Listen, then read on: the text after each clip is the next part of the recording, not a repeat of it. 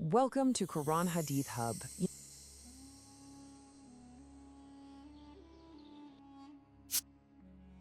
You know, the Quran is one of the most profound books in all of human history.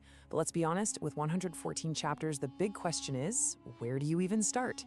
In this explainer, we're going to give you a simple yet really powerful framework to help you understand its core message. And by the end, you'll see how pretty much everything in the Quran connects back to just three main themes. So let's dive right in. Right, 114 chapters, or surahs. That's a lot of text. And for a lot of people, that question just hangs in the air. Where do I possibly begin? It can feel a little overwhelming, and that's totally understandable. But what if I told you the key to understanding the entire book could be boiled down to just one simple number? Yep, the answer is 3. That's it, just 3. Almost every single concept, every story, and every verse you're going to come across can be seen through the lens of one of these 3 core themes. And that's exactly what we want to do here, give you that simple framework. Because once you grasp these 3 recurring ideas, everything else just starts to click into place. It makes the entire text so much more accessible. Okay, so our very first theme is doctrine. I want you to think of this as the practical, ethical guide for life. It's kind of like the how-to section of the Quran's message. Now, when we say doctrine, we're not talking about some dry list of abstract rules. No, this is a holistic guide for building relationships.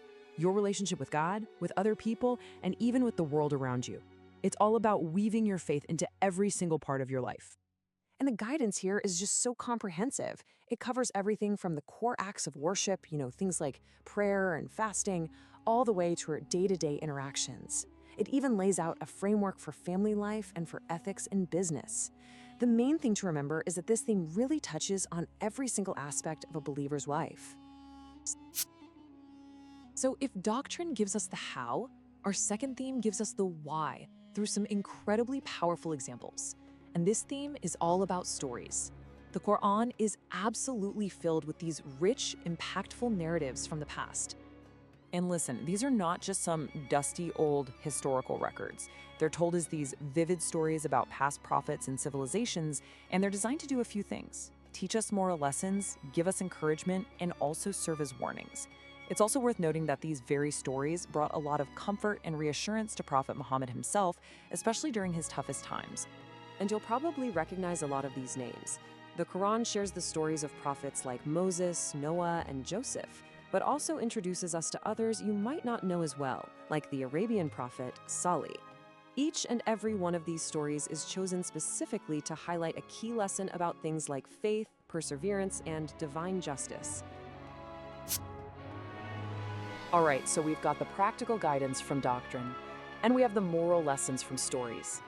The third and final theme is what holds it all together: the unseen.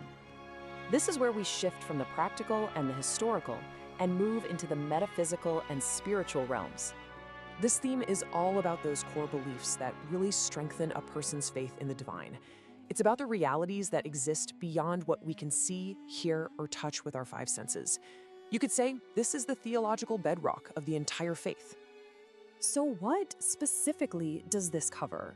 Well, it's about the core belief in Allah, the one God. It's about belief in angels.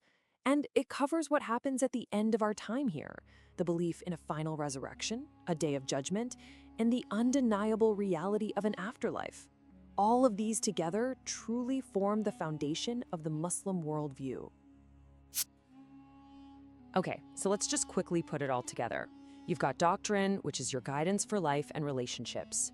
You've got stories, which offer these powerful lessons from the past. And then you have the unseen, which lays the very foundations of faith.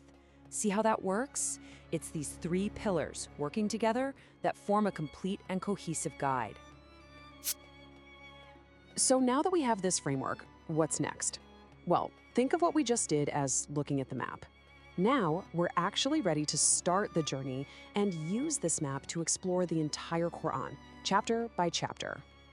And here's the roadmap for our series. In our upcoming explainers, we're going to dive into all 114 chapters. For every single one, we'll break down its unique background and themes, and we'll uncover the key lessons it's sharing. It's all designed to help you build a much deeper, richer understanding of the entire text. So if this framework was helpful for you, please make sure you subscribe to QuranHadith Hub and join us. We're going to be exploring all the wisdom and guidance of the Quran, one chapter at a time, using this very same structured approach. So the only question left to ask is, are you ready to begin the journey?